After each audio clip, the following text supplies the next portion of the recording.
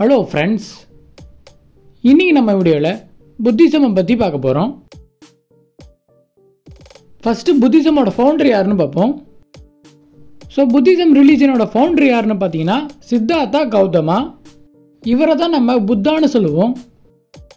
புத்தா பார்த்தீங்கன்னா king சுதோதனாக்கும் queen மகாமாயாவுக்கும் பிறந்தார். So இவர் பார்த்தீங்கன்னா கபிலவஸ்து இடத்துக்கு பக்கத்தில் இருக்கிற லமினின்ற இடத்துல பிறந்தார். புத்தா பார்த்தீங்கன்னா வளரும் போதே ஒரு ராயல் பிரின்ஸாக தான் வளர்ந்தார். ஸோ அதனாலே அவருடைய இளமை பருவத்தில் பார்த்தீங்கன்னா அவருக்கு துன்பம் கவலை பற்றி எதுவுமே தெரியாமல் இருந்துச்சு. புத்தா பார்த்தீங்கன்னா யசோதரான்றவங்கள கல்யாணம் பண்ணிக்கிட்டாரு. ஸோ இவங்க ரெண்டு பேருக்கு பார்த்தீங்கன்னா ராகுலான்ற பிள்ளையும் பிறந்தாங்க. ஸோ புத்தா பார்த்தீங்கன்னா ஒரு நாள் அவருடைய சேரிட்டரை கூப்பிட்டுக்கிட்டு நாட்டை சுற்றி பார்க்க போனார். ஸோ அப்போ நாட்டு மக்கள்கிட்ட இருக்கிற துன்பம் கவலை டெத் அதெல்லாம் பார்த்து ரொம்ப மன உளைச்சல் ஆனார். ஸோ இது எல்லாத்துக்கும் நம்ம ஒரு தீர்வு கண்டுபிடிக்கணும்னு முடிவு செஞ்சார். அதனால் ஒரு நாள் ராத்திரி யாருக்கும் தெரியாமல் பேலஸை விட்டு இதுக்கான தீர்வு கண்டுபிடிக்கணும்னு புறப்பட்டார். ஸோ அவர் போகும்போது அவருடைய காந்தகா மேலே உக்காந்துக்கிட்டு அவருடைய சேரியட் சன்னா கூட புறப்பட்டார்.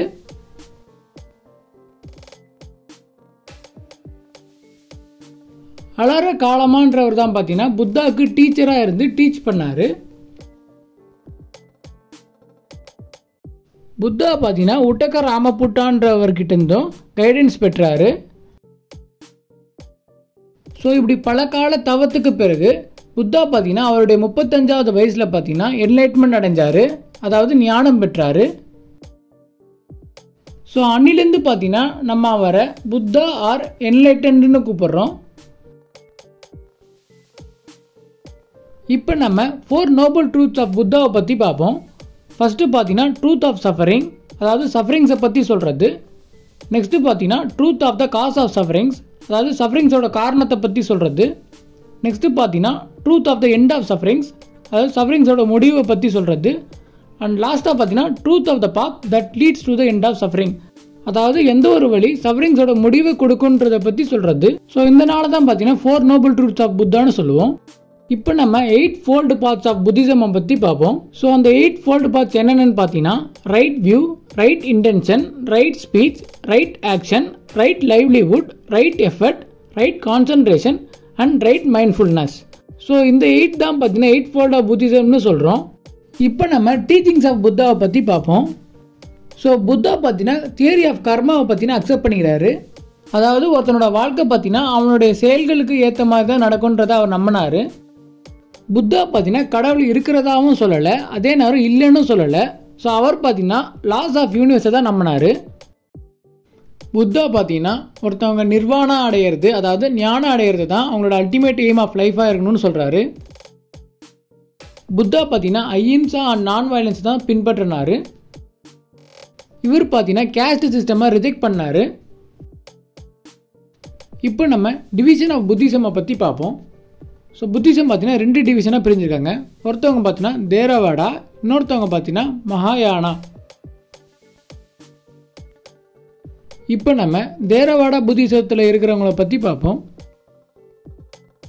இவங்க பார்த்தீங்கன்னா புத்தாவோட இமேஜோ இல்லைனா அவருடைய உருவத்தையோ வழிபட மாட்டாங்க. இவங்க பார்த்தீங்கன்னா ப்ரக்ரீட் லாங்குவேஜை யூஸ் பண்ணாங்க. இவங்க பார்த்தீங்கன்னா ஆஸ்டெரிட்டியை ப்ராக்டிஸ் பண்ணாங்க, அதாவது எளிமையாக இருக்கிறத ப்ராக்டிஸ் பண்ணாங்க.